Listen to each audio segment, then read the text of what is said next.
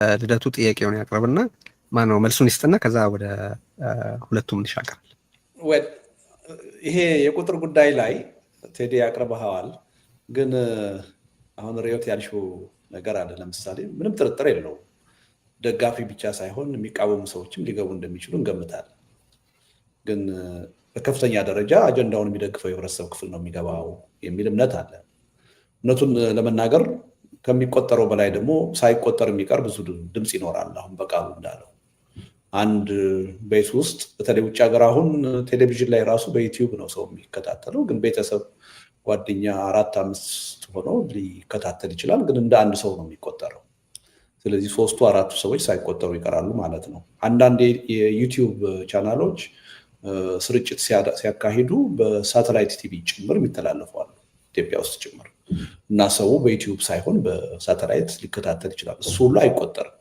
ዞሮ ዞሮ ንጽጽሩ በዩቲዩብ እስካሁን ድረስ በኢትዮጵያ ለምሳሌ ከተካሄዱ ኤቨንቶች ይሄኛው ኤቨንት ምን ያህል ተመልካች አገኘ የሚል እንጂ በስርጭት ደረጃ እኮ ከዛ በኋላ ባሉት ቀናቶች፣ ሳምንታት በሚሊዮን የሚቆጠር ህዝብ ያየዋል እኮ። በተለይ በሳተላይት ስለሚተላለፍ ብዙ ሚሊዮን ህዝብ እንደሚያየው ምንም ጥርጥር የለም። ግን ሪሊ በዩቲዩብ ላይቭ ምን ያህል ሰው ተከታተለው የሚለውን ነገር የተሳትፎ እንትን ለማሳየት ነው ማለት ነው እንጂ ሰፊ የሆነ ፕላስ ኦር ማይነስ ይኖረዋል። ግን ሪዮት እኔ አንድ ቻሌንጅ አለኝ። አሁን ለምሳሌ የዚህ ሀሳብ ተቃዋሚ የሆኑ የዚህ መድረክ ተቃዋሚ የሆኑ የገዢው ፓርቲ ደጋፊ የሆኑ ሰዎች ለምንድን ነው እዚህ ውስጥ የሚገቡት? አሁን ለምንድን ነው የምትገቡት ብዬ ብጠይቃቸው መከታተል እንፈልጋለን ነው የሚሉት አይደለም። ለመመልከት ያው መመልከታቸውን እነሱ ብቻ ሳይሆን እኛም እንፈልገዋል። የህዝቡን ድምፅ የህዝቡን አመለካከት በመድረኩ የሚቀርቡ የፖለቲካ ሰዎች የሚያቀርቡትን ሀሳብ ተቃዋሚ ብቻ ሳይሆን ገዢው ፓርቲና የገዢው ፓርቲ አባላትና ደጋፊዎች እንዲሰሙት እንፈልጋለን። ግን እውነቱን ለመናገር እንዳይቆጠሩ ከፈለጉ ምንድነው ማድረግ ያለባቸው? ያሳልፉትና ላይቭን ከተላለፈ በኋላ ይከታተሉ፣ ያዳምጡ። ማዳመጣቸውን እኮ ልናስቀረው አንችል አይደለም። እኔ እንደውም አሁን የምለምናቸው ፕሊስ አትግቡ። ገብተው ሌላ የሚያገኙት ጥቅም የለም። ማዳመጡ አያመልጣቸውም። ላይቭ ከተላለፈ በኋላ መከታተል ይችላሉ። ምክንያቱም ገብቶ መረበሽ አይቻልም። ስድብ ወይም ደግሞ ጠያፍ የሆነ አስተያየት ወይም ተቃውሞ፣ ጤናማ አይሆንም ተቃውሞ በቴክስት ሊያቀርቡ ይችላሉ። ሊረብሹ ግን አይችሉም። ይሄ መሬት ላይ ያለ አደባባይ አይደለም። ስለዚህ ሪሊ ቁጥሩ ይዛባል ብለው የሚያምኑ ከሆነ አይግቡ። እኛ የነሱ መግባት ይጠቅመናል ብለን አናምንም። ስለዚህ አይግቡ። ሀሳቡን ግን የመከታተል መብት አላቸው። እኛም እንዲከታተሉት እንፈልጋለን። ላይቭ ከተላለፈ በኋላ ይከታተሉ፣ ችግር የለም። ከዛ ውጭ ግን ለሂደቱን ለማጣጣል አይ ደጋፊ ብቻ እኮ አይደለም ተቃዋሚዎችም ገብተን ነበር እኛ ተቆጥረን ይሄን ያህል የሆነው ለማለት ከሆነ የሚሉት ትርጉም ያለው አይመስለኝም፣ ጥቅምም የለውም ማለት ነው። እና በዛ መልኩ ብናየው ጥሩ ነው የሚሆነው። ግን በጣም ቤዚክ የሆነ ነገር ያነሳሸዋል። ሁልጊዜ ኢትዮጵያ ውስጥ አንድን ስርዓት ስለመንቀል ስለመጣል ነው። የተሻለ ነገር ስለመተካት ብዙም አንደክምም የሚለው ነገር እውነት ነው። የኢትዮጵያን የፖለቲካ ታሪክ መለስ ብለን ካየን ትግል ይካሄዳል፣ ህዝብ መስዋዕትነት ይከፍላል። መጨረሻ ላይ ግን ያ የትግል ሂደት በሆነ ኃይል ይጠለፋል ወይም ይኮላሻል እና የህዝቡ መስዋዕትነት ከንቱ ሆኖ ይቀራል። በእኛ በኩል ይህን ለመቀየር ነው አንዱ ትግል የምናደርገው። ከዚህ በኋላ ኢትዮጵያ ውስጥ የሚደረግ የፖለቲካ ትግል እንቅስቃሴ በተለይ አሁን እኛ የምንመኘው ልናመጣው የምንፈልገው የሰላማዊ ህዝባዊ እምቢተኝነት በስሜትና በተናጠል መመራት አለበት ብለናል። አንደኛ የህዝቡን ጥያቄ ባነገቡ የተደራጁ ኃይሎች መመራት አለበት፣ በድርጅት መመራት አለበት ወይም በድርጅቶች ስብስብ መመራት አለበት። ሁለተኛ በተጠና ሀሳብና ስልት መመራት አለበት፣ ሳይንቲፊክ በሆነ መንገድ። ይሄ ከሆነ ብቻ ነው እንዳለፉት የትግል ሂደቶች የህዝቡ መስዋዕትነት ከንቱም አይሆንም። የህዝቡ ትግል መጨረሻ ላይ ሄዶ በተለያዩ የፖለቲካ ኃይሎች እንዳይጠለፍ ወይም እንዳይኮላሽ ማድረግ የምንችለው ትግሉን በዚህ መልኩ ከመራ ነው ብቻ ነው የሚል እምነት አለ እና የአብሮነት ኢትዮጵያን ስንመሰርት አንዱ የመኖራችንን አስፈላጊነት ያየነው ከዚህ አንጻር የኢትዮጵያ ህዝብ ትግል በድርጅቶች ካልተመራ፣ በተጠና ስልትና ሀሳብ ካልተመራ አሁንም የመጠለፍ እድሉ አሁንም የመኮላሸት እድሉ ሰፊ። ስለዚህ በስልጣን ላይ ያለውን ኃይል እናወርዳለን እንጂ የተሻለ ኃይል ላንተካ እንችላለን። እንደውም ከአሁን በኋላ አንድ አምባገነን አውርደን ሌላ አምባገነን የመተካት እድልም ላይኖረን ይችላል። ከአሁን በኋላ አሁን ባለው የፖለቲካ ኃይል አስተላለፍ የሚመጡ ለውጦች ጭራሽ ህዝባዊና ሀገራዊ ህልውናችንን የሚፈታተኑ ሊሆኑ ይችላል። አሁን ለምሳሌ አፍጦ የመጣ ጦርነት አለ። በዚህ መጠን የኢትዮጵያ ህዝብ ተከፋፍሎ በዚህ መጠን አውደ ሰፊ የሆነ የፖለቲካ ቅራኔ ውስጥ ገብቶ ተቧድኖ ያደረገው ጦርነት በታሪክ አይቻል አቅም። ይሄ በጣም የመጀመሪያ ነው። የዚህ ጦርነት ውጤት ኢትዮጵያን ብቻ አይደለም፣ ኤርትራን ብቻ አይደለም፣ አጠቃላይ የአፍሪካ ቀንድ የሚያምስና ትርምስ ውስጥ የሚያስገባ ሊሆን ይችላል። መንግስታቱን ብቻ ሳይሆን እኛን እንደ ህዝብና እንደ ሀገር የሚያጠፋ ሊሆን ይችላል እና እጅግ አሳሳቢ ነገር ነው እና ሪሊ አንዱ ከአለፉት የትግል ሂደቶች የሚመጣው የትግል ሂደት እንዲለይ የምንፈልገው በዚህ አጀንዳ በምንም ተአምር በስሜት በተናጠል መመራት የለበት። ቅድም እንዳልኩት የኢትዮጵያ የፖለቲካ ኃይሎች አሁን ኢትዮጵያና ህዝቧ ካሉበት እጅግ አሳሳቢ ሁኔታ አንጻር ላለመተባበር የሚያስችል በቂ ምክንያት የለም። ካልተባበርን ደግሞ አናሸንፍም። ካላሸነፍን ደግሞ እየተላለቁ ከመፍረስ አንድ ነው።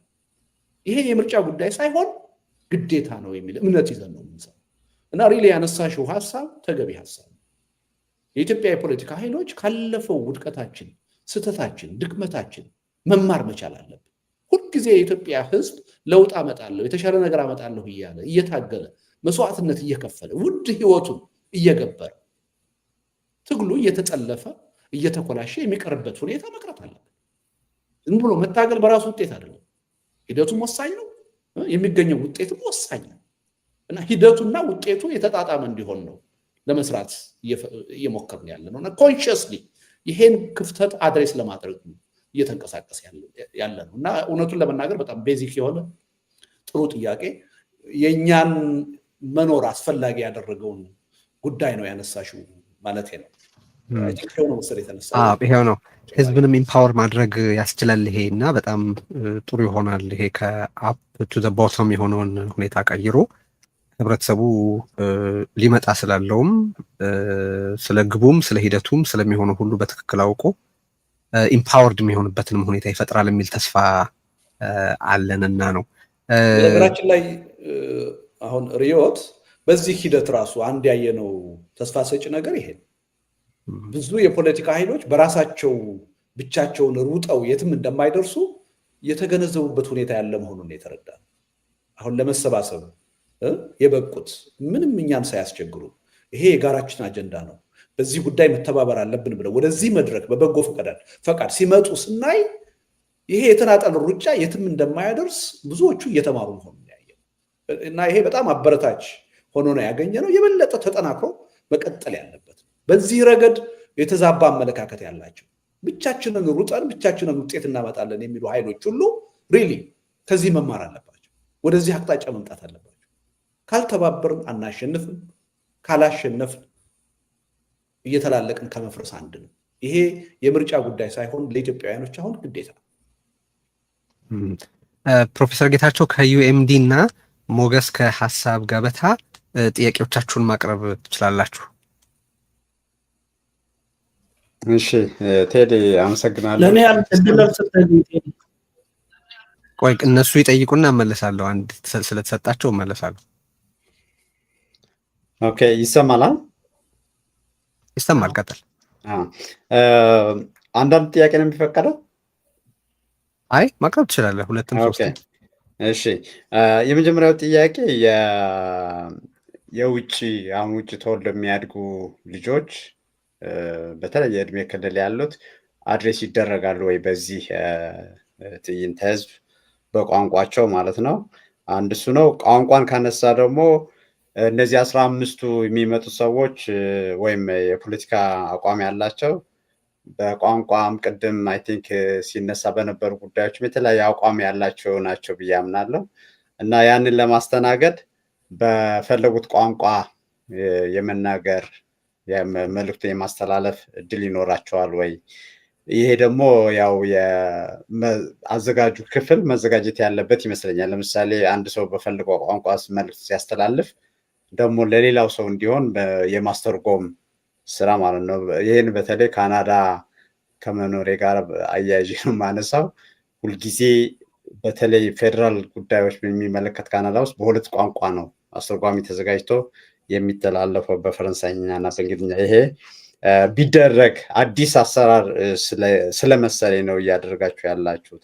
ሶስተኛው በሶስቱ ጉዳዮች ጦርነት ይቁም፣ ግፋዊ አገዛዝ ይብቃ፣ ሰላም ይምጣ በሚለው 15ቱ ተመሳሳይ አቋም አላቸው ብዬ አምኜ መጨረሻ ላይ የጋራ የአቋም መግለጫ ያወጣሉ ወይስ ትዕይንተ ህዝቡ ሲደረግ መልእክታቸውን አስተላልፈው የሚጠይቅ ተጠይቆ በዛ ነው የሚያበቃው? አመሰግናለሁ። እሺ ሞገስ መቀጠል ትችላለህ። እሺ በጣም አመሰግናለሁ። በኮንፊውዥን ምክንያት ነው የዘገየሁት እና እሱን ይቅርታ እንድታደርጉልኝ ጠይቃለሁኝ። አሸናፊ ምንም ካልጠየቅ ከዚህ በፊት እኔ ዘግቼ ስለመጣሁ ቅድሚያ መውሰድ ትችላለህ።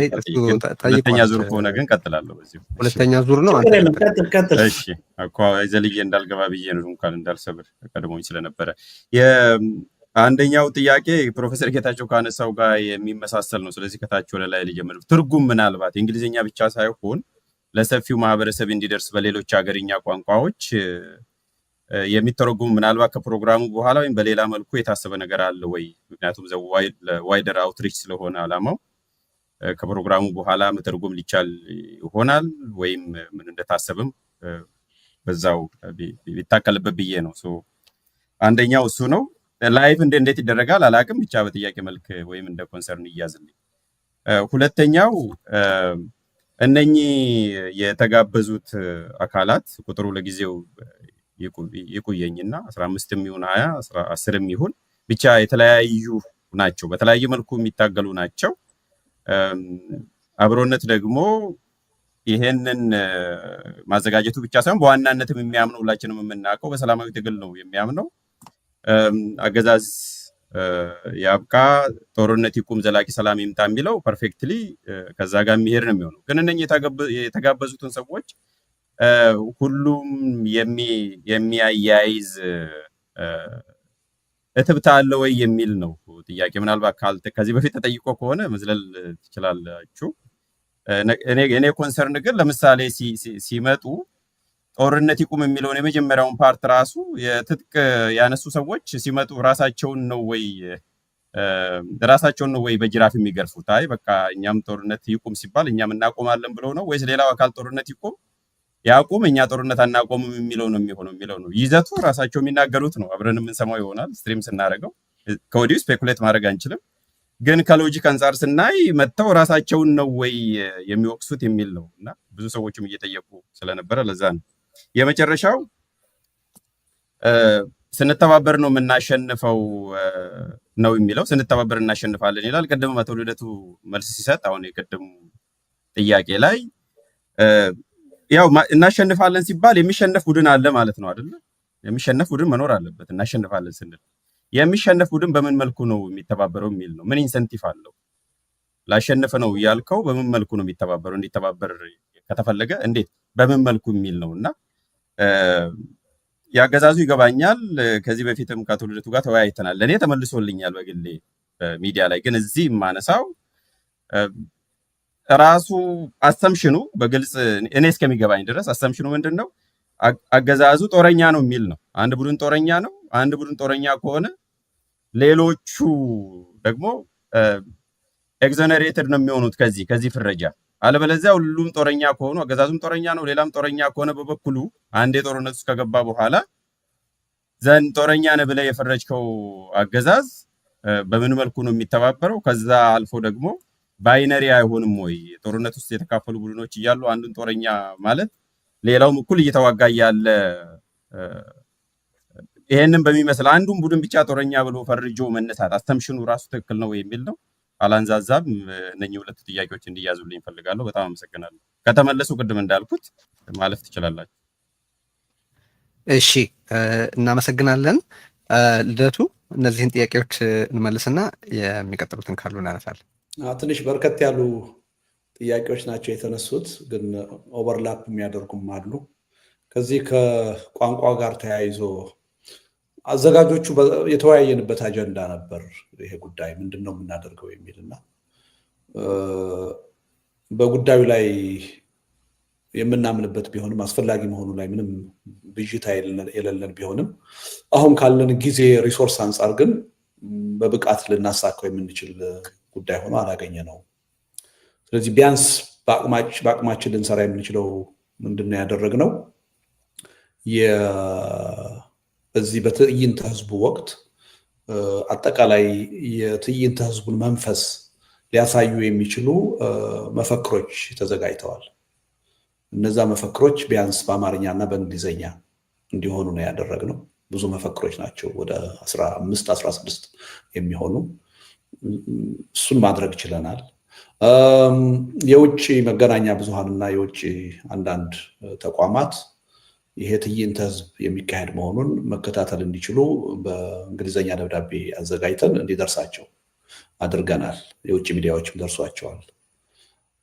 ይሄን ነው ማድረግ የቻልነው እና በአጋጣሚ ሆኖ በዚህ ዝግጅት ንግግር የሚያደርጉት ሰዎች ሁሉም አማርኛ ይናገራሉ፣ ይሰማሉ። እንደ ጥሩ አጋጣሚ ነው የቆጠርነው። ሌላው ያደረግነው ምንድነው? በተለያየ የህብረተሰብ ክፍል ተደማጭነት ያላቸው መገናኛ ብዙሃን ይህን ዝግጅት እንዲያቀርቡት ለማድረግ ነው ጥረት ያደረግነው። ደቡብ ውስጥ የሚደመጡ፣ ሶማሌ ክልል ውስጥ የሚደመጡ፣ ትግራይ፣ አማራ፣ ኦሮሚያ እነሱ አቅምና ሁኔታ በፈቀደ መጠን ሎቢም አድርገን ይህን ዝግጅት እንዲያስተላልፉት ለማድረግ ነው የሞከርነው። ግን ሪሊ የተጠናከረ የትርጉም ስራ ለመስራት ቅድም እንዳልኩት ጊዜውም ሪሶርሱም አልፈቀደልንም፣ ፍላጎቱ ቢኖርም ማለት ነው። ግን በጣም ቫሊድ የሆነ ጥያቄ ነው።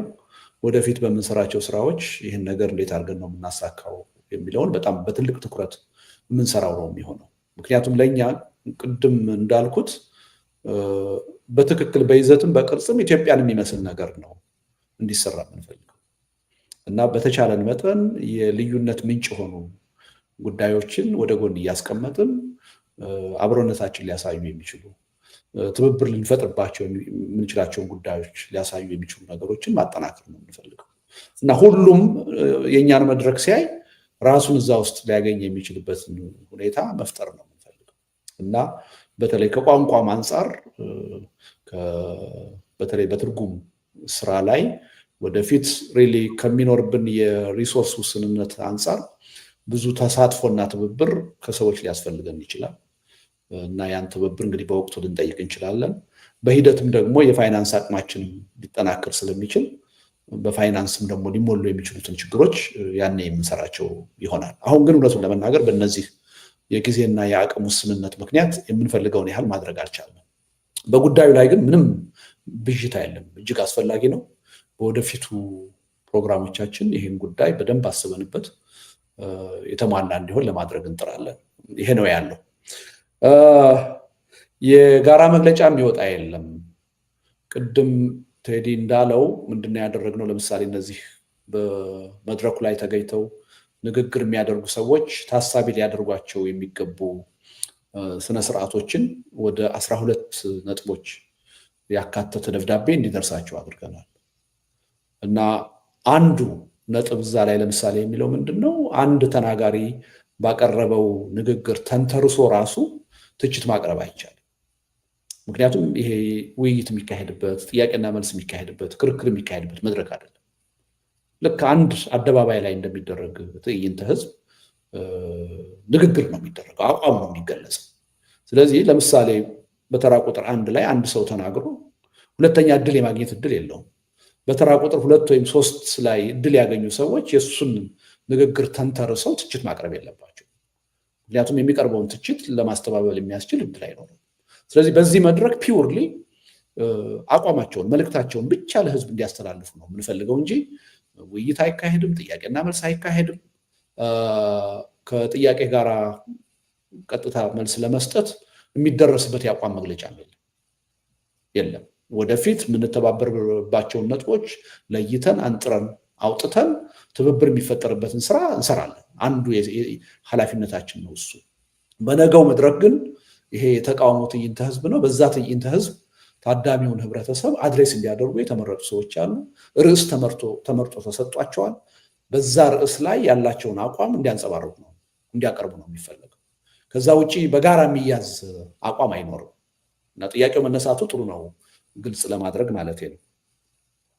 ሌላው ሞገስ ያቀረብካቸው ጥያቄዎች አንድ 3 ጥያቄዎች አንዱ የሚያያይዝ ነገር አለው የሚለው ግልጽ የሆኑ ልዩነቶች አሉ።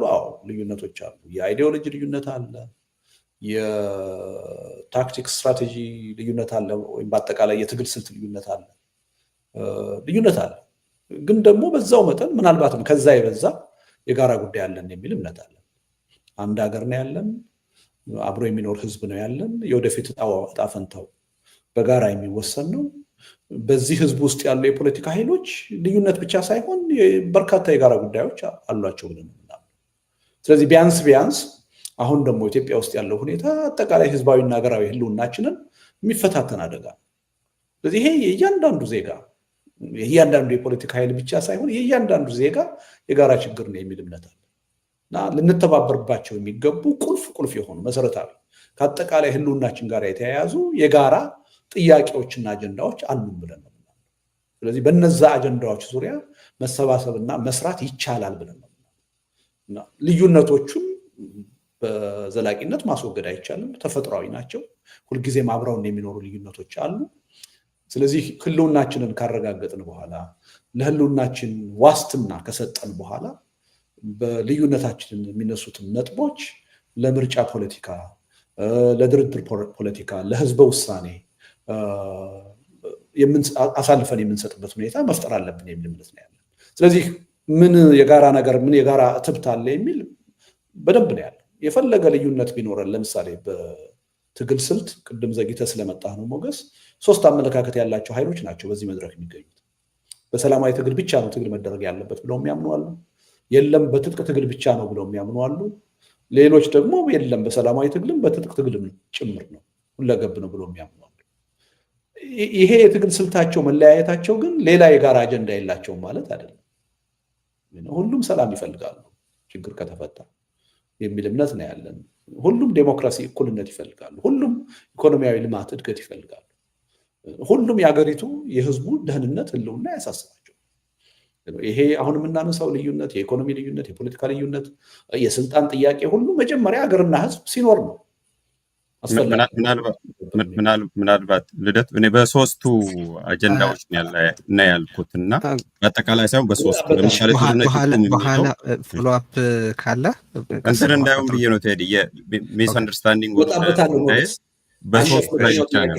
አሁን እየመለስኩ ያለሁት ምን የጋራ ትብት አለ የሚለውን ነው። አሁን ያልከውን ነገር መጣበታለሁ። ቀጥዬ እሱን ነው የማነሳው።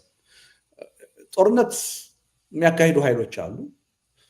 ስለዚህ አንዱ በመሪ ቃል ላይ የተጠቀሰው ጦርነት ይቁም የሚል ግን ቅድም ማብራሪያ እየሰጠን ነበር። 3 መሰረታዊ ሀሳቦች ናቸው መሪ ቃሉ ላይ የተካተቱት። አንደኛው ጦርነት ይቁም የሚል ነው። ሁለተኛው የግፍ አገዛዝ ያብቃ የሚል ነው። ሶስተኛው ሰላም ይስፈን የሚል። እነዚህ 3 ነገሮች ተነጣጥለው የሚታዩ አይደሉም። ለምሳሌ ጦርነት ይቁም ብለን አቁመን ቢሆን እዛ ላይ አጀንዳውን አቁመን ቢሆን እንዴት ጦርነት ሊቆም ይችላል? የግፍ አገዛዝ ባለበት ሀገር የሚል ቻሌንጅ ሊመጣ ይችል ነበር። ያለ ምክንያት አይደለም የግፍ አገዛዝ ያብቃ ያለ። ጦርነትን በዘላቂነት ማስቆም የምትችለው ማስቀረት የምትችለው የግፍ አገዛዝ እንዳይኖር ስታደርግ፣ የግፍ አገዛዝ እንዳይኖር ከተደረገ ጦርነት ይቆማል። ጦርነት ከቆመ ደግሞ ዘላቂ ሰላም ይሰፍናል። 3ቱ የማይነጣጠሉ ተያያዥ ጉዳዮች ናቸው። ስለዚህ ጦርነት ይቁም ብለን ብቻ አጀንዳውን ዘግተነው ቢሆን ኖሮ አንተ የምትለው ጥያቄ ሊመጣ ይችላል፣ ሊነሳ ይችላል። እንዴት ነው ጦርነት የሚቆመው? አገዛዝ ባለበት ሀገር፣ አፋኝ ባለበት ሀገር እንዴት ጦርነት እናቆም እንችላለን የሚል ጥያቄ ሊመጣ ይችላል። ለዚህ ነው ኮንሽስሊ ተወያይተን እነዚህ 3 ነገሮች በጋራ ነው መቅረብ ያለባቸው። ተያያዥ ጉዳዮች ናቸው። አንዱ ያለ ሌላው ሊገኝ አይችልም በሚል ነው ያስቀመጠ። ስለዚህ ይህን ታሳቢ ማድረግ ያስፈልጋል። ሁለተኛ መሪ ርዕሳችን ላይ ጦረኛው ከሌ ነው ብለን ያስቀምጥነው ነገር የለም። ጦርነት ያብቃ፣ የግፍ አገዛዝ ያክትም፣ ሰላም ይስፈናል እንጂ ጦረኛው ከሌ ነው፣ የግፍ አገዛዙ ከሌ ነው የሚል ነገር እዛ ዲቴይል የሆነ ነገር የተቀመጠ ነገር የለም። በዛ ጉዳይ ላይ ነው ንግግር የሚያደርጉት። ጥቅል የሆነ ርዕስ ነው የሰጠናቸው። ስለዚህ ይህን ታሳቢ ማድረግ ያስፈልጋል። ከዛ ውጪ አጀንዳው ላይ ለምን አጀንዳውን አጀንዳ አደረግነው? እኛ ያለውን ተጨባጭ ሁኔታ ገምግመን የደረስንበት ነው። የራሳችን የፖለቲካ አመለካከት አለን። የምንሰራው ስራ ቀጥተኛ የፖለቲካ ጉዳይን የሚመለከት ነው። ይሄ በፖለቲካ አቋም ያዝ ነው። በዚህ አቋም የሚስማማ የማይስማማ ሊኖር ይችላል። ግን አሁን ያለው የኢትዮጵያ ተጨባጭ ሁኔታ ይሄን የሚያሳይ ነው የሚል እምነት አለ። ስለዚህ ምናልባት እኔ በጣም የሚገርመኝ ነገር አለ። አሁን ካገዛዙ ሰዎች አካባቢ የሚነሳ ጥያቄ በጣም የሚቆጠቁጣቸው፣ እንዴት የግፍ አገዛዝ አለ ትላላችሁ እና እንዴት መንግስትን ጦረኛ ነው ትላላችሁ የሚል ነገር አለ እና ይሄ መሬት ላይ ያለውን ሪያሊቲ ለመካድ ካልተፈለገ በስተቀር እውነቱን ለመናገር ራስን ለመዋሸትና ለማታለልም ካልተፈለገ በስተቀር በገሃድ ያለ ችግር ነው። ጦርነት ግን ሲባል አንድ አካል ብቻ ጦርነት ሊያካሂድ አይችልም። 2 አካል፣ 3 አካል፣ 4 አካል ነው ጦርነት የሚያካሂደው። መንግስት ብቻውን ጦርነት ሊያካሂድ አይችልም፣ ወይም ተቃዋሚዎች ብቻቸውን ጦርነት ሊያካሂዱ አይችሉም። ጦርነት አለ ካል ቢያንስ የ2 ኃይሎች ውጤት ነው። ስለዚህ ጦርነት ይቁም ስንል ጥያቄው ለአንድ አካል ብቻ አይደለም የሚቀርበው፣ ለ2 አካል ነው የሚቀርበው። ግን ከተቃዋሚዎች እንዴት ጦርነት እናቆማለን? ወደን እኮ አይደለም ተገደን ነው። በውይይት በድርድር በሰላማዊ መንገድ በዲሞክራሲ በፖለቲካ መፍትሄ የማያምን ግፋዊ የሆነ አገዛዝ ስላለ ነው የሚል ቻሌንጅ ሊያቀርብ ይችላል። ይሄን ቻሌንጅ ለመመለስ ነው የግፍ አገዛዝ የሚለውን ነገር እዛ ውስጥ እንዲካተት ያደረገ እንጂ ጦርነት በአንድ ኃይል የሚካሄድ እንዳልሆነ ጠንቅቀን እናውቃለን። ስለዚህ መንግስትን ብቻ የሚመለከት አይደለም፣ በጦርነት ተፋላሚ የሆኑ ኃይሎችን ሁሉ የሚመለከት። ነገር ግን የግፍ አገዛዝ ከቀረ ከዛ በኋላ ጦርነት አካሄዳለሁ የሚል ኃይል የፖለቲካ አጀንዳ ያለው የፖለቲካ ኃይል ነው ብለን አናምንም። ሽፍታ ነው ሊሆን የሚችል፣ ህዝባዊ ተቀባይነትም አይኖረውም፣ ሰርቫይቭም አያደርግም የሚል እምነት አለ። በአሁኑ የኢትዮጵያ ተጨባጭ ሁኔታ ግን በትጥቅ ትግል እንቅስቃሴ እያደረጉ ያሉ ተቃዋሚ ኃይሎች ሰርቫይቭ ያደረጉት በመጀመሪያ ደረጃ የፖለቲካ አጀንዳ ስላላቸው፣ ቀጥሎ ደግሞ የራሳቸው ህዝባዊ መሰረት ህዝባዊ ተቀባይነት ስላላቸው፣ ሶስተኛ እና ዋናው በሰላማዊ መንገድ ሀሳባቸውን ቅራኔያቸውን ሊያስተናግድ የማይችል አገዛዝ በስልጣን ላይ ስላለ እና እነዚህን ነገሮች ሁሉ ታሳቢ ማድረግ ያስፈልጋል እና ሪሊ በከፍተኛ ጥንቃቄ ነው አጀንዳውን ክራፍት ለማድረግ የሞከርነው። ሁሉን ነገር ከግራ ከቀኝ ታሳቢ አድርገን ተወያይተን ተከራክረን ነው እንጂ እንዲሁ ዝም ብለን በዘፈቀደ ያመጣነው ነገር አይደለም ማለት ነው። ሌላው የሚሸነፍ ቡድን አለው? አዎ፣ ምንም ጥርጥር የለውም። ትግል ካለ መሸነፍ ያለበት ኃይል አለ። አሁን በስልጣን ላይ ያለው ኃይል በጦርነት የሚያምን ኃይል ነው። ጦርነትን ቋሚ ያገዛዝ ስልቱ ያደረገ ነው። በጉልበት አንበረከካችኋለሁ ብሎ በየጊዜው ጦርነት እየፈጠረ በህዝብ ላይ ጭፍጨፋ የሚፈጽም ኃይል ነው ያለ። ይሄ ኃይል ልቦና ሰጥቶት ወደ ሰላማዊ መንገድ ቢመጣ ተገቢ ነው ብለን እናምናለን። አንዱ አሸናፊ ሌላው ተሸናፊ ሳይሆን ሁላችንም አሸናፊ የሚሆንበት የፖለቲካ ሁኔታ ይፈጠራል የሚል እምነት አለ። ስለዚህ ይህን ጥያቄ ይህን አማራጭ ሁልጊዜ ለመንግስት ማቅረብ ተገቢ ነው የሚል እምነት አለ። የችግሩ ብቻ አካል አትሁን፣ የመፍትሄውም አካል መሆን አለብን። ስለዚህ ሁሉን ነገር በኃይል እፈታለሁ ማለትህን አቁምና ለልባዊ ውይይት፣ ለልባዊ ድርድር ራስህን አዘጋጅ። የሀገሪቱን የፖለቲካ ቅራኔዎች፣ ችግሮች በውይይት በድርድር በሰላም በዲሞክራሲ ለመፍታት ፍቃደኛ ሁን የሚለውን ጥያቄ ሁልጊዜ በትግሉ መድረክ እናነሳል። ለዚህ ግን ፍቃደኛ እስካልሆነ ድረስ መሸነፍ አለበት፣ አማራጭ የለው። ወዶ ሳይሆን በህዝብ ትግል ተገዶ መሸነፍ አለበት። ስለዚህ የሚሸነፍ አካል አለው? ያው አለ። በዋናነት አሁን መሸነፍ ያለበት ገዢው ፓርቲ ነው። ምክንያቱም የፖለቲካ ምህዳሩን ያጠበበው፣ ጦርነት በየጊዜው እንዲቀፈቀፍ ያደረገው በዋናነት መንግስት ነው። ይሄ መንግስት በጸጋ ሰላማዊ መንገድን ካልተቀበለ በህዝባዊ ትግል መገደድ አለበት፣ መሸነፍ አለበት። ይሄ በአንድ ትግል ተጨባጭ የሆነ አስፈላጊ የሆነ ጉዳይ ነው የሚል እምነት ነው ያለኝ እና በዚህ መልኩ ነው የምናየው። ይሄ እነዚህ መሰሉኝ የተነሱት። እነዚህ ናቸው። የተወሰነ ሀሳብ ለማከል ያክል ቋንቋን በተመለከተ አብዛኞቹን ሀሳቦች አንስታቸዋል። ግን አሁንም ይሄንን የምትመለከቱና ለምሳሌ የተናጋሪዎቹን መልእክት ወደ ተለያዩ ቋንቋዎች በመተርጎም ተደራሽነቱ እንዲሰፋ ልታግዙን የምትፈልጉ ካላችሁ በዚሁም አጋጣሚ ጥሪ እናድርግ።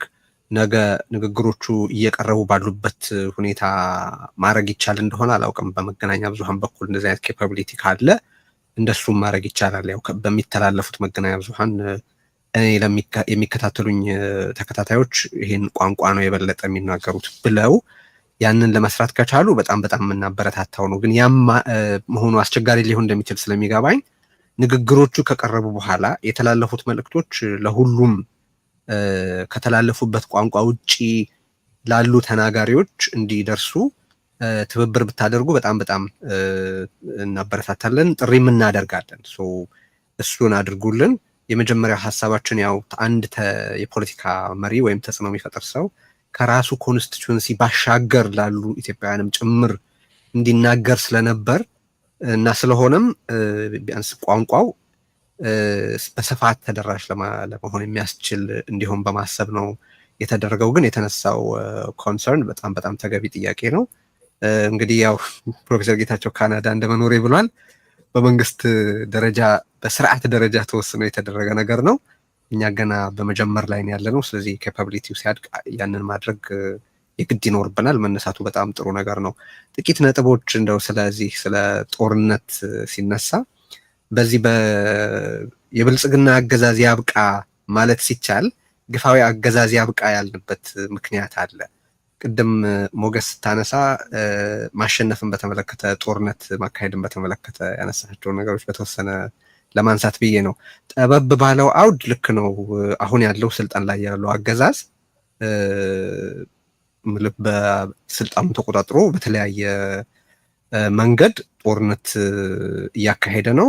ያው ከሱ ጋር ጦርነት የሚያካሄዱ አካላት አሉ፣ ግን ማዕከላዊውን ስልጣን የተቆጣጠረው እሱ ነው።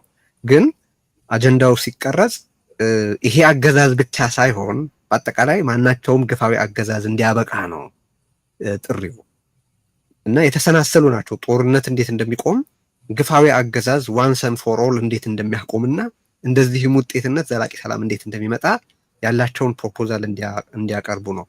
እንዲያርገን ካየነው በጠባቡ ቅድም ልደቱ ያለው ትክክል ይሆንና ሰፋ አድርገን ግን ካየነው ያ ድል ባለበት የግድ የሚሸነፍ ስፔሲፊክ ቡድን ላይኖር ይችላል። ምክንያቱም እየተሸነፈ ያለው አገዛዝነት ስለሚሆን፣ ሬጂም ስለሚሆን ወይም አስተሳሰብ ስለሚሆን ችግርን አሸነፍኩ ስትል የሆነን አካል እያሸነፍክ ስላይደለ ማለቴ ነው።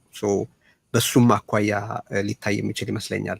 አንድ እዚህ ላይ መጥቀስ ያለብን በነገራችን ላይ ለመገናኛ ብዙሃን ለውጭ የመገናኛ ብዙሃን ጥሪ መደረጉ እንደተጠበቀ ሆኖ ለስቴት ዲፓርትመንት ሰዎችም እንደዚሁ መልእክት ተልኳል፣ ደብዳቤ ተልኳል። ይሄ ፕሮቴስት እንደሚደረግ የአሜሪካ መንግስት ያውቃል፣ ይታዘቡታል፣ የሚተላለፈውን መልእክት ይመለከታሉ። ያንንም በማድረግ በፖሊሲ አውጪዎች እዛ ላይ የሚቀርቡትን ሀሳቦች ከግምት እንዲያስገቡ የሚያስችል ሁኔታ ለመፍጠር ሞክረናል። ስቴት ዲፓርትመንትም እንደዚሁ መልእክቱ ደርሶታል ማለት ነው። እነዚህን ሀሳቦች ማከል ፈልጌ ነው። አብዛኛዎቹ ልደቱ አድረስ ስላረጋቸው አሁን የገባ አንድ ጥያቄ ሞገስ አንስቶ ተደራረበብኝና ትንሽ አለፍኩት። ይቅርታ ሞገስ፣ አንድ ጥያቄ አንስተህ ነበር።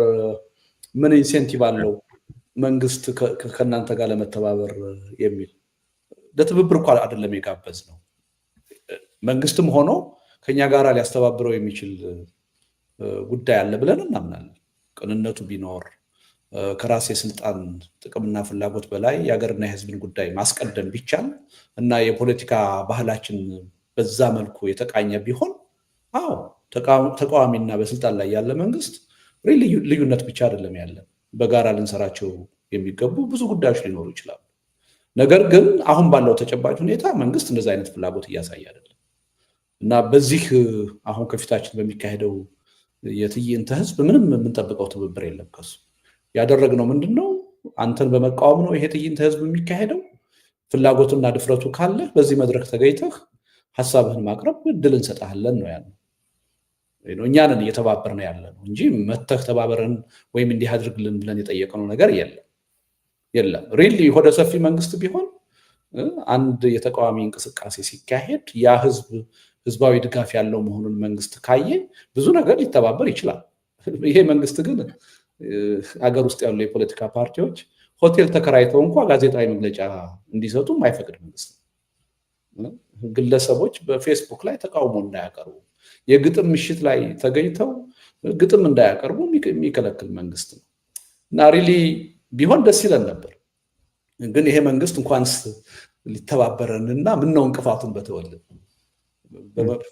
ግብዣው እንደ ሚኒመም ትብብር አይወሰድም ወይ? ምናልባት ሁለታችሁ ማለት ስጋብዙት ከመጣ ኦልሬዲ እንደ ሚኒመም ትብብር አይወሰድም ወይ? ግብዣ ጋር እኛንን እንደው የተባበርነው እኛ በፈጠርነው መድረክ ተገኝቶ ሀሳቡን እንዲያካፍል ራሱን እንዲከላከል ተባብረነዋል። ያን ትብብር የመቀበል አለመቀበል የሱ ፋንታ ነው። እኛ ከመንግስት አሁን የጠየቅነው አንድም ትብብር የለም። ብንጠይቅ ስህተት ነው እያልኩ አይደለም፣ ግን የጠየቅነው በአጋጣሚ የለም። እውነቱን ለመናገር የሚያሰጋው እንቅፋት እንዳይፈጥር ነው እንጂ የሚተባበር መንግስት እንዳልሆነ ደግሞ ባለፉት 7 ዓመታት በተጨባጭ በተግባር ታይቷል እና ያ የሚያሳዝን ነው። በመርህ ደረጃ ግን መንግስትና ተቃዋሚ የሚተባበሩት ነገር የለም ማለት አይደለም። በሰለጠኑት አገራት እንደዛ አይነት አሰራር አለ። በምርጫ የሚፈራረቁ ፓርቲዎች በዚህ ሀገር በፓርላማ በሴኔት ይተባበራሉ። ባይፓርቲሳንሺፕ የተለመደ ነገር ነው። የጋራ በሚባሉ ጉዳዮች፣ ሀገራዊ በሚባሉ ጉዳዮች ይተባበራሉ። እኛ ገና ፖለቲካችን እጅግ ወደኋላ ቀር ነው። ገና በጠመንጃ እየተነጋገርን ነው ያለ ነው። ወደዛ ደረጃም አልደረስም። ብንደርስ ግን ደስ ይለን ነበር። ለዛ አይነቱ ጉዳይም ደግሞ አርአያ ሆነን መታየት እንፈልጋለን እና እኛንን መንግስትን ለመተባበር ጥረት ያደረግነው ያን ትብብር በቅንነት አይቶ ይሳተፋል አይሳተፍም የሱ ምርጫ ነው የሚሆነው እንጂ ከመንግስት ትብብር አልጠየቅንም፣ የምንጠብቀውም ነገር የለም ማለት ነው። በመርህ ደረጃ ግን አመለካከታችን እንደዛ ነው።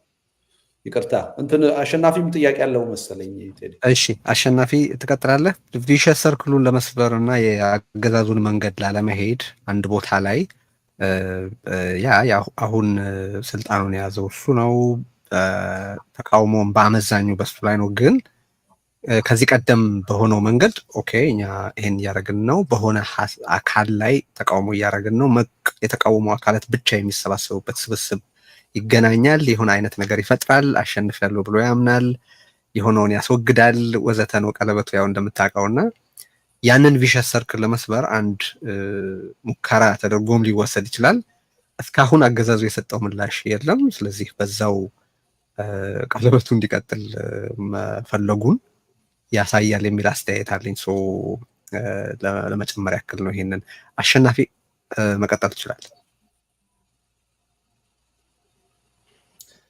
ኦኬ፣ በድጋሚ አመሰግናለሁ።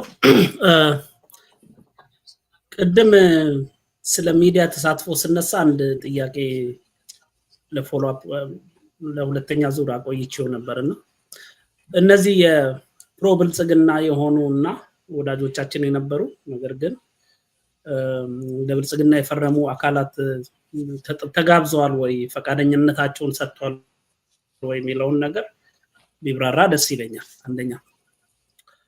ሁለተኛ ከመርሃ ግብር አንፃር በእለቱ በዚህ መንግስት በግፍ መስዋዕት የሆኑ በርካታ የፖለቲካ ኃይሎች አሉ፣ ሰላማዊ ታጋዮች እንደነ በቴ ኡርጌሳ አይነት። ምናልባት መግቢያ ላይ የህሊና ጸሎት የማድረግ እቅድ ተይዟል ወይ?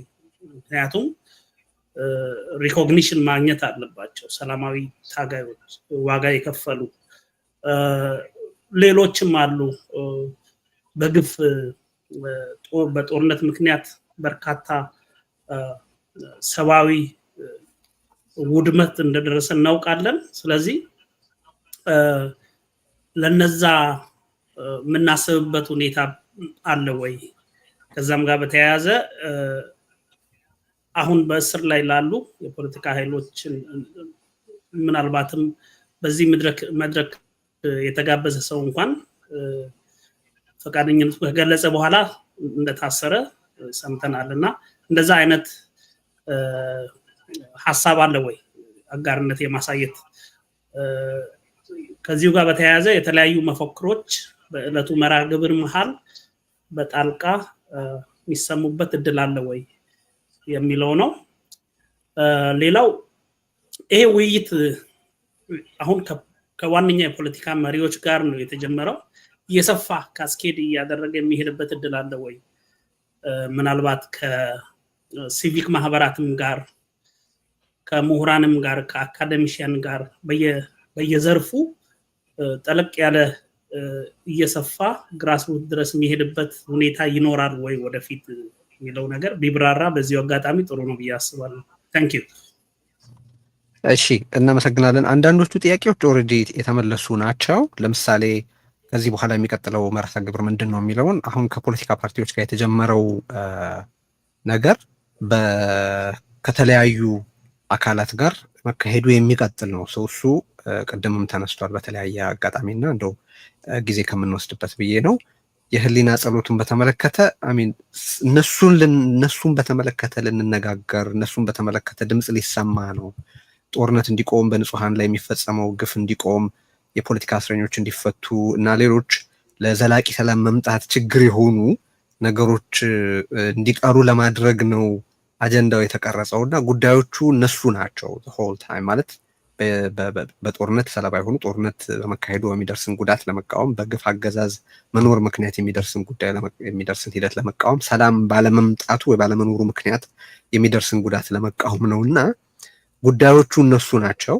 በህሊና ጸሎት አይደለም የሚታሰቡት አስኳሎቹ ጉዳዮች እነሱ ናቸው። እንግዲህ ልደቱ የሚጨምረውን እንሰማለን። ግን በእኔ አስተያየት ሰልፍ ላይ የህሊና ጸሎት ሲደረግ አላየሁም። በዝግጅታችንም ላይ የህሊና ጸሎት የተካተተ አይመስለኝም። መፈክሮች በተመለከተ የተዘጋጁ አሉ የሚታዩ በስክሪኑ ላይ በዝግጅቱ ዓላማውን የሚገልጹ መልእክቶች የሚያሻግሩ በመግቢያውም መሀልም ላይ በየሁኔታው የሚታዩ የተለያዩ መፈክሮች ይኖራሉ። ህዝቡ በሙሉ ይመለከታቸዋል። እሱን በድምፅም ጭምር እንዲነበብ ለማድረግ እየሞከርን ነው። ግን በጣም ከፍተኛ የስራ ብዛት ስላለ እንግዲህ ሁሉንም ማድረግ መቻላችን ላይ የምናየው ነው። ግን የተዘጋጁ መፈክሮች አሉ በእርግጠኝነት የሚታዩ፣ እነሱ ለህብረተሰቡ ይሰራጫሉ። ምንም ጥያቄ የለውም። ሰልፍ ለማድረግ ስለሆነ የተገናኘ ነው። በተቻለን መጠን ቴክኖሎጂ በሚፈቅደው መጠን በሰልፍ ውስጥ የሚካሄዱ መርሃ ግብሮችን ለማካሄድ እንሞክራለን። ልደቱ ቀጥል። እንትን አሸናፊ የዚህ የገዢው ፓርቲ አጋር የሆኑ አካላት ተጋብዘዋል ወይ ያልከው ጥያቄ ከመጀመሪያ ጀምሮ ይሄ የገዢው ፓርቲ አጋር ናቸውን የምናውቃቸውን መገናኛ ብዙሃን አልጋበዝንም። ያው ደታይታ ካልሆነ በስተቀር ብዙም ትርጉም የለውም በሚል እንደማይመጡም ስለምናውቅ አልጋበዝንም። ነገር ግን የዚህ የትግል እንቅስቃሴያችን አካል የነበሩ በስልጣን ላይ ያለው አገዛዝ የሚፈጽመውን የሰብአዊ መብት ጥሰት ይቃወሙ ያወግዙ የነበሩ መገናኛ ብዙሃን በሂደት አቋማቸውን የቀየሩ እንዳሉ ይታወቃሉ እና እነሱን ጋብዘናል። ስም መጥቀስ አያስፈልግም። ግን በቅርብ ጊዜ አቋማቸውን ቀይረው አስተላለፋቸውን ከገዢው ፓርቲ ጋር ያደረጉ አካላት ኦኬ ከኛ አመለካከት ከኛ አካሄድ ጋር እየተለያዩ እንደሆነ በግልጽ እያየን ነው። ግን ምናልባት ከትግሉ ሂደት ለረጅም ጊዜ የራቁ ስላልነበሩ በዚህም መድረክ የመሳተፍ ፍላጎት ሊኖራቸው ይችላል በሚል ግብዣ ወይም ደብዳቤ እንዲደርሳቸው አድርገናል። በእኛ በኩል ያምሹር ብዙዎቻችሁ ስለነማን እያወራሁ እንደሆነ ይገባችኋል። ስም መጥቀስ ብዙም አስፈላጊ ነው ብዬ አላምንም። በዚህ መድረክ ደርሷቸዋል፣ ግን ፍላጎት አላሳያቸውም። አንዳንዶቹም በጨዋነት አናምንበትም፣ አንሳተፍም የሚል መልስ ሰጥተውናል። ያው አቋማቸውን እናከብራለን፣ መብታቸውን። በእኛ በኩል ግን ያሳለፍነውን የጋራ ጊዜ በማስታወስ ምናልባት ተስፋም ባለመቁረጥ ይሄ ጉዳይ የጋራ አጀንዳ ነው ብለው ሊመጡም ይችላሉ የሚል ትንሽ እምነት ስለነበረን ጋብዘናል እና የእኛን ኃላፊነት ተወጥተናል የሚል እምነት ነው ያለኝ። የህሊና ጸሎት ጉዳይ ቴዲ ያለው እንደተጠበቀ ሆኖ ግን አሁን ቀሪ ሰዓት አለን። ያው በየሰዓቱ ነው አሁን አዘጋጆቹ እየተነጋገርን ያለ ነው እና ምናልባት ይሄ ነገር አስፈላጊ ይሆን የሚለውን ጥያቄ ይዘን ልንወያይበት እንችላለን። አሁን አሸናፊ ያነሳው አስፈላጊ ከሆነ ነገር ግን ምንድነው ያደረግነው? ለምሳሌ በእስር ቤት ያሉ የፖለቲካ እስረኞች እንዲፈቱ መፈክር ውስጥ እንዲገባ ተደርጓል። በጦርነት ምክንያት ሰብአዊ መብት ጥሰት እየተፈጸመባቸው ያሉ ዜጎቻችንን ጉዳይ በጎላ ሁኔታ ትኩረት ሰጥተን በመፈክሮቹ እንዲካተት አድርገን የፖለቲካ እስረኞችም እንዲፈቱ ጥያቄ የምናቀርብበት ፖስተር መፈክር አዘጋጅተናል እና ይሄኛውን ጉዳይ አንስተን አልተወያየንበትም። ትንሽ አስቸጋሪ ባህሪም ሊኖረው ይችላል። ግን እንደ አንድ ሀሳብ ልንነጋገርበት እንችላለን በቀሪዎቹ ሰዓቶች ማለት ነው። በሱ መልኩ ብናየው ሌላው ይሄ ቀጥሎስ ለሚለው ጉዳይ ቅድም በስፋት መልስ ተሰጥቷል። ግን ምናልባት ከምንሰራቸው ስራዎች አሁን እያልን ያለ ነው ይሄ የትግል እንቅስቃሴያችን ገና መነሻ ነው፣ ወደፊት እየተጠናከረ እየሰፋ የሚሄድ ነው እያልን ነው። ይሄ ግን አሁን ይህን ዝግጅት ባዘጋጀነው ኃይሎች ብቻ ሊሆን የሚችል አይደለም፣ የሁላችንም ትብብር የሚጠይቅ ነው። ለምሳሌ የአብሮነት ኢትዮጵያ አሁን ይህን ዝግጅት እያዘጋጀ ያለው ከሪዮት ሚዲያ ጋር በመተባበር ነው እና የኛ የሁለታችን ትብብር ለአዘጋጅነት ብቻውን የትም መድረስ አይችልም። አሁን እኛ የያዝነውን ሚና መጋራት የምትፈልጉ ኃይሎች ካላችሁ መገናኛ ብዙሃን ውስጥ የምትሰሩ ወይም አክቲቪስቶች ወይም የፖለቲካ ኃይሎች ወይም ሲቪክ ማህበራት በዚህ እንቅስቃሴያችሁ እኛም የዝግጅት ተሳታፊ መሆን እንፈልጋለን የሚል እምነት ካላችሁ ወደፊት ጆይን ልታረጉ ልትቀላቀሉ ትችላላችሁ ማለት ነው እና የአዘጋጅነቱም ጉዳይ እየሰፋ እንዲሄድ የዝግጅት ባለቤቶቹም ብዙ እንድንሆን ነው የምንፈልገው ማለት ነው እና በዛ ረገድም ወደፊት ስራዎች መስራት እንፈልጋለን። ፍላጎቱ ካለ ይህን ሚና ማንም የመጋራት መብት አለ እና እንደው በዚህ አጋጣሚ ጥሪያችንን ብናቀርብ ተገቢ ነው ብዬ ነው እና በሞኖፖሊ የያዝነው ነገር አይደለም እና አንዳንድ ጊዜ ለምን የሚል ጥያቄም ሊነሳ ስለሚችል ብዬ ነው እና ፕሊዝ ወደፊት በምናደርገው እንቅስቃሴ ሁላችሁም አጀንዳው የጋራ እስከሆነ ድረስ የአዘጋጅነቱንም ሚና መጋራት አለብን ብዬ አምናለሁ፣ መካፈል አለብን ብዬ አምናለሁ እና በዚህ ጉዳይ በጋራ መስራት የምትፈልጉ አካላት ኮንታክት አድርጉን፣ አብረን መስራት እንችላለን እና ያው ስማችንም አብሮነት የአብሮነት ስለሆነ የሚለው የምንሰራውም ስራ በጋራ በአብሮነት እንዲሆን ነው የምንፈልገው። በዛ ሁኔታም የምንሰራው ስራ ነው ውጤት የሚያመጣው የሚል እምነት አለን እና እንደው ይሄንም ትንሽ ለማስታወስ ብዬ ነው። አይ ቲንክ የተዳሰሱ መሰል። አዎ እነዚህ ናቸው። እንግዲህ ካልተመለሰ ያጎድላል የምትሉት ጥያቄ ከሌለ በስተቀር ወደ ጋዜጣዊ መግለጫችን ፍጻሜ የደረስን ይመስለኛል። ግን አንድ ሁለት ጥያቄዎች መፍቀድ እንችላለን። እንደው ክሊር አልተደረገም አልተመለሰም እና ግልጽ ቢሆን በጣም አስፈላጊ ነው የምትሉት ጥያቄ ካለ ቴድሮስ እጁን አውጥቷል። እሺ ቀጥል ቴዲ።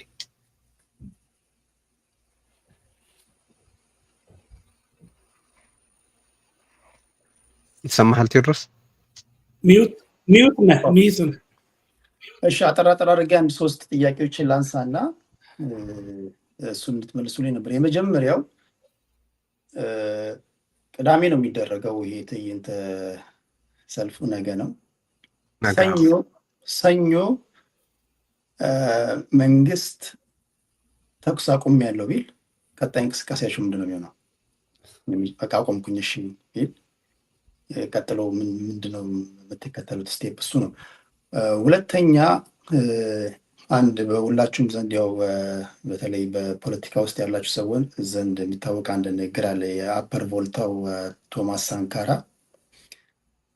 ሚሊታንት ግሩፕ ዊዛውት ፖለቲካል ማኒፌስቶ ኢዝ ፖቴንሻል ክሪሚናሎች ናቸው ይላል እና ምናልባት ታጣቂ ኃይሎች አንዳንዶቹ ብዙዎቹን እያወያየው ስለሙል የተጻፈ ማኒፌስቶ የሌላቸው አሉ አብዛኞቹ እና ለእነሱስ ምንድን ያላችሁ መልእክት?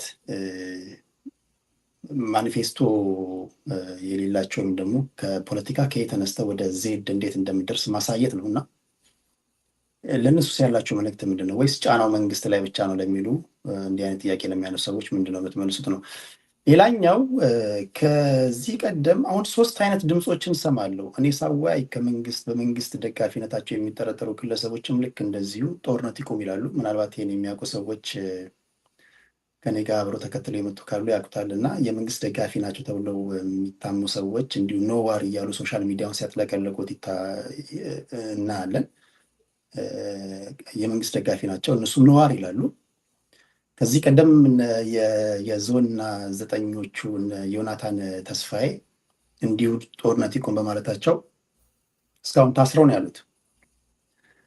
አሁን ሶስተኛው ነው ጦርነት ይቆም አሁን የተጀመረው ማለት ነው። ሶስት አይነት ጦርነት ይቆም ድምፆች አሉ ማለት ነው እና ምንድን ነው የሚለየው?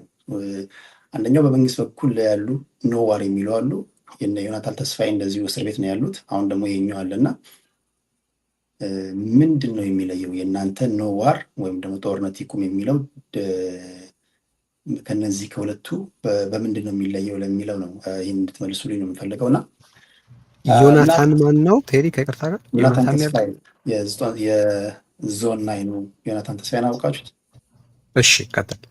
ኖ ዋር የሚል ሙቭመንት ጀምረው ከእናት ፓርቲም እንዲሁም ደግሞ ከኢህአፓም የተወሰኑ ሰዎች እንደዚሁ አዲስ አበባ ውስጥ እንቅስቃሴ ጀምረው ጦርነት ይቁም በሚል ሰላማዊ ሰልፍ ጠርተው አሁን ድረስ ተሰብስበው ነውና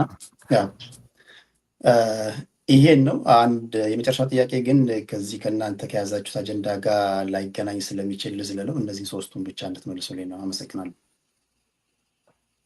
እሺ በጣም አመሰግናለን። 3 ጥያቄ ያቀርቧል ቴዲ። አንድ ጥያቄ መጨመር የሚፈልግ ካለ ምናልባት የመጨረሻ። እሺ በቃ እነዚሁን ይዘን እንቀጥል። እንግዲህ እነዚህን 3 ጥያቄዎች እንመልስ። ወል የመጀመሪያው ቴዲ ነገ ትዕይንተ ህዝብ ተካሂዶ ሰኞ መንግስት ተኩስ አቁም ያለው ቢል ማለት እንግዲህ የተናጠል ተኩስ ማለት ነው ቢል ምንድን ነው የምትሉት የሚለው በአደባባይ ወተን እናመሰግናለን። የማንጠብቀውም ነገር ቢሆን ማለት ነው። ያን ካደረገ ግን ያው ተኩስ በማቆሙ ዙሪያ ላይ ሀሳብ ከማቅረብ ውጪ የኛ ሚና ምንም ብዙም ትርጉም ያለው አይደለም። ዋናው ቅድም ጦርነት የሚያካሂደው አንድ አካል አይደለም። ጦርነት የሚያካሂዱት ቢያንስ 2 አካላት ወይም 3 4 ነው የሚሆኑት። ስለዚህ በተኩስ ማቆም ስምምነትም የአንድ አካል ውሳኔ በቂ አይደለም፣ የሁሉም ስምምነት ያስፈልጋል ማለት ነው። እና አሁን አንተ ያልከው ምኞትን በለው እውን ሆኖ መንግስት ሰርፕራይዝ ቢያደርገን በቃ አሁን ችግራችንን ከዚህ በኋላ በሰላም እንጂ በውይይት እንጂ በድርድር እንጂ በጦርነት እንፈታለን የሚል እምነት የለኝም። ስለዚህ ከዚህ በኋላ እውነተኛ የሆነ የተኩስ ማቆም ስምምነት መካሄድ አለበት ቢል በእኛ በኩል በደስታ ነው የምንቀበለው። ግን ያ ነገር ሀቀኛ ነው ወይ የእውነት ነው የሚለው የራሱ መመዘኛዎችና ማረጋገጫዎች ያስፈልጉታል። አሉ ደግሞ በድርድር ሂደት እውነተኛ ልባዊ ድርድር የሚባለው ምንን ሲያሟላ ነው የሚል የራሱ የሆነ መመዘኛ አለው። ያን አሟልቶ እስከመጣ ድረስ መንግስት ከልቡ ከተቀበለ ከዛ በኋላ ግፊታችን ማን ላይ ደግሞ ይሆናል ማለት ነው? ተቃዋሚው ላይ ይሆናል ማለት ነው። ስለዚህ ትልቅ እድል ነው የሚሆነው። ግን ይሆናል አይሆንም የሚለውን ነገር መቼም ወደ ጎን ትተን ነው ያለፈውን የ7 ዓመት ሂደት ካየን ይሄ መንግስት በቀላሉ ተኩስ ማቆምን ይቀበላል የሚል እምነት የለንም። ሰርፕራይዝ ካደረገን ግን ሰየው ነው፣ ምኞታችን ነው ማለት ነው። የመጀመሪያ እንሆናለን በአደባባይ ወጥተን ለማመስገን። ይሄን ነው የምለው። ግን በዋናነት የተኩስ ማቆም ስምምነት ያው በቃን ሲሉ በተናጠል ወይም ደግሞ ለሰላም እጅ መዘርጋት ሲፈለግ የተናጠል የተኩስ ማቆም ሊታወጅ ይችላል።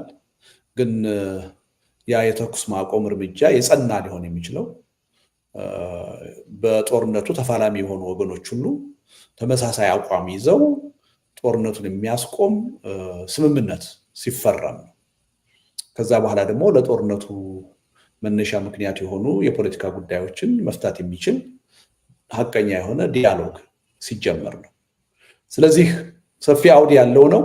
ግን እንደው መንግስት ምክንያቱም አንዳንድ ጊዜ በጣም ጭንቀት ውስጥ የገቡ የመንግስት ጀነራሎች ይህን ነገር በድርድር ፍቱ፣ በጦርነት የሚሆን አይደለም ብለው ደፍረው ሲናገሩ ሰምተናል። ምናልባት ያ ጫና በስቶ ከዚህ በኋላ የትም አንደርስም፣ ራሳችንንም ሀገሪቱንም ከማጥፋት ውጭ በጦርነት የምናመጣው ውጤት የለም ብሎ መንግስት ከልቡ አምኖ ተኩስ አቁም ያለው ቢል እኔ በግሌ የመጀመሪያ ሰው ሆናለሁ ለማድነቅና ለማመስገን ማለት ነው። ውጤቱ ግን ያው ቅድም እንዳልኩት ሁሉንም ያሳተፈ መሆን አለበት። በሁሉም ውሳኔና እምነት ነው ተግባራዊ ሊሆን የሚችለው። ማንፌስቶ የሌላቸው ያልከው እንዳሉ እናውቃለን። ህብረተሰቡ የተለያየ ጥያቄም በዚህ ረገድ ሲያቀርብ እናውቃለን። የእኛ መድረክ አንዱ የወደፊት ስራ የሚሆነው የተለያዩ የፖለቲካ ኃይሎች በጋራ ተገናኝተው ውይይት፣ ክርክር ከዛም አልፎ ድርድር የሚያደርጉበት መድረክ መፍጠር ነው። ስለዚህ ይሄ የተጻፈ አጀንዳ የሌላቸው የፖለቲካ ኃይሎች ቻሌንጅድ የሚሆኑበት መድረክ ወደፊት ይኖረናል ማለት ነው። ቅድም ምን ብለናል? አዲስ ነገር ይዘን ለመምጣት እያሰብን ነው። የወደፊቱ የኢትዮጵያ ህዝብ ትግል አንደኛ በድርጅት መመራት አለበት፣ ሁለተኛ በተጠና ሐሳብ እና ስልት መመራት አለበት ብለን በስሜት መመራት የለበትም ብለን። ስለዚህ እያንዳንዱ የፖለቲካ አጀንዳ አለኝ የሚል ኃይል ኃላፊነት ሊወስድበት የሚገባው የተጻፈ ማንፌስቶ ያስፈልገዋል ወይም የፖለቲካ ፕሮግራም ያስፈልገዋል። ያን ሳይዝ የፖለቲካ ኃይል ነኝ ማለት አስቸጋሪ ነው የሚሆነው። ስለዚህ እንዲህ አይነት ኃይሎች ራሱ የሚፈተኑበት መድረክ ይኖሩናል ወደፊት። ምንድነው በተጨባጭ ያለ ዓላማ? ለኢትዮጵያ ህዝብ ምን ለውጥ ነው ይዘህ የምትመጣው? ሐሳብህን አቅርብ፣ ተወያይ፣ ተከራከር የምንልበት ሁኔታ ይኖራል ማለት ነው። ስለዚህ ጥሩ ጥያቄ ነው፣ ግን በዋናነት ያኔ ማድረግ የኛ ኃላፊነት አይደለም። የየራሱ የእያንዳንዱ ፓርቲ ወይም ደግሞ ተዋጊ ኃይል ኃላፊነት ነው። ግን በእኛ እምነት ማንም የፖለቲካ አጀንዳ አለኝ የሚል አካል ኃላፊነት ሊወስድበት የሚገባው የተጻፈ ማንፌስቶ ወይም ደግሞ የፖለቲካ ፕሮግራም ያስፈልገዋል የሚል እምነት አለ በተጨባጭ። ስለዚህ እንዳልኩት መድረኮች ይዘጋጃሉ። በዛ መድረኮች የሚሳተፉ ኃይሎች ሁሉ እንዲሁ በስሜት ሳይሆን የተጻፈ ነገር ይዘው ዝግጅት የተደረገበት ነገር ይዘው መወያየት፣ መከራከር ይጠበቅባቸዋል እና ምናልባት ወደዛ አይነቱ አቅጣጫ እንዲሄዱም ግፊት የማድረግ ሚና ይኖረናል ማለት ነው። ያ ደግሞ ለሀገሪቱ የፖለቲካ ሂደት ይጠቅማል የሚል እምነት አለ። ይሄ የስም ማስተካከያ አለ። ይቅርታ ድምጽ ይሰማል? ዮናታን ተስፋዬ ገብቶኛል። ናትናኤል። አይ እኔ በደንብ አውቃለሁና እሺ፣ ያኛውን እያሰብኩ ስለነበር ነው ግራ ያለኝ፣ ለዛ ነው የጠየኩት። እሺ፣ እውነት ነው። እና ምንድነው ወይም የተለየ አይደለም። ሀገር ውስጥ ይህን እንቅስቃሴ ያደረጉ ሰዎች የተፈጸመባቸውን አፈና አይተናል፣ የተፈጠረባቸውን ጫና አይተናል። በነገራችን ላይ ያ ጫና የተደረገው ያው ማሰር ስለማይችሉ ነው እንጂ መንግስት ብቻ አይደለም። ተቃዋሚ ነን የሚሉ ኃይሎችም ጦርነት ይቁም ያሉ ሰዎችን ተቃውመው በእነሱ ላይ ከፍተኛ የሆነ ጫና የፈጠሩ የተቃዋሚ ኃይሎችም አሉ። በዚህ ጉዳይ ላይ መንግስት ብቻ አይደለም። አሁን ምናልባት ቅድም እንዳልኩት ይሄ የተያዘው ትግል እንዲሁ በጠበንጃ ብቻ ለውጤት ሊበቃ እንደማይችል የህዝቡ ሰላማዊ ትግል ምትክ የሌለው እንደሆነ የመረዳት ሁኔታ እያየን ነው። እና ሪሊ ከዚህ ቀደም ድፍረቱ ኖሯቸው ይህን አጀንዳ ያነሱ ሰዎች የእኛን አቋም የሚጋሩ ናቸው። እኛም የነሱን አቋም እንጋራለን ብዬ ነው ማለት። ጦርነት ይቁም ብለው አገዛዝ ባለበት አገር በድፍረት ወጥተው ያን አጀንዳ ማራመዳቸው የሚያስመሰግን ነገር ነው። ዋጋም ከፍለውበታል። ግን አንደኛ አገዛዙ መታገስ አቅቶት ሲያፍን ሲያስር ነው ያየነው። ይሄ የሚያሳዝን ነገር ነው። ልንታገለው የሚገባ አመለካከት ነው፣ ተግባር ነው። በሌላ በኩል ደግሞ ገዢው ፓርቲ ብቻ ሳይሆን በሚያሳዝን ሁኔታ የተቃዋሚ ኃይሉም ውስጥ ያሉ ሰዎች እነዚህን ሰዎች ሞቲቫቸውን ጥያቄ ውስጥ የሚያስገባ ቅስቀሳ ሲያደርጉባቸው፣ የስም ማጥፋት ዘመቻ ሲያካሂዱባቸውም አይተናል። ይሄም መታረም አለበት ብለን እናምናለን። እና በአጀንዳ ደረጃ ተመሳሳይ ነው፣ ልዩነት የለውም። የአቀራረብ ልዩነት ሊኖረን ይችላል። ግን አሁን ኢትዮጵያ ውስጥ ያለው ጦርነት መቆም አለበት። እንዲቆም ግን የግፍ አገዛዝ አብሮ መቆም አለበት። የግፍ አገዛዝ ሳይቆም ጦርነት ሊቆም አይችልም። ምክንያቱም ለጦርነቱ መነሳት ምክንያት የሆነው የግፍ አገዛዝ። እነዚህን ሁለት ነገሮች አጣምረን ማየት ስንችል ነው በኢትዮጵያ ዘላቂ ሰላም ሊመጣ የሚችል። ከዚህ አንጻር ነው ያ መሪ ቃላችን በዛ መልኩ የተቀረጸው እና በዚህ መልኩ ብናየው ጥሩ ነው።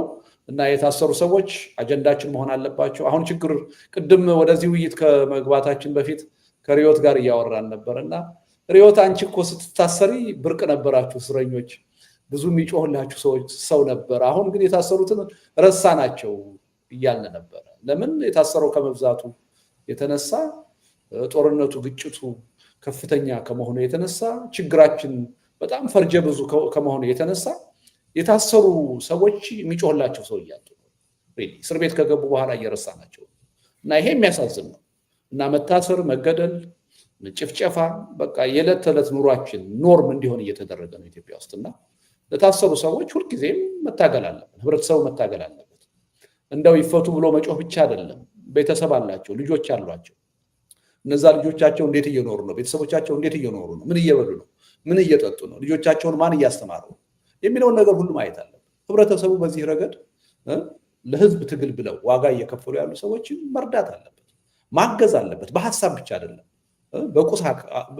በቁስም በሌላ በገንዘብም በተለያየ መልኩ መርዳት አለበት እና የወደፊቱ የኛም ትግል በትግሉ ሂደት ዋጋ የሚከፍሉ መስዋዕትነት የሚከፍሉ ሰዎችን የሚያስብ መሆን አለበት፣ የማይረሳ መሆን አለበት የሚል እምነት አለኝ። በጣም ነው የማመሰግነው። እንግዲህ የቀረ ነገር ካለ ምናልባት ቴዲ ነገውን በሚመለከት አንደኛ በተደጋጋሚ የሚነሳ ጥያቄ አሁንም እየሰማሁ ነው።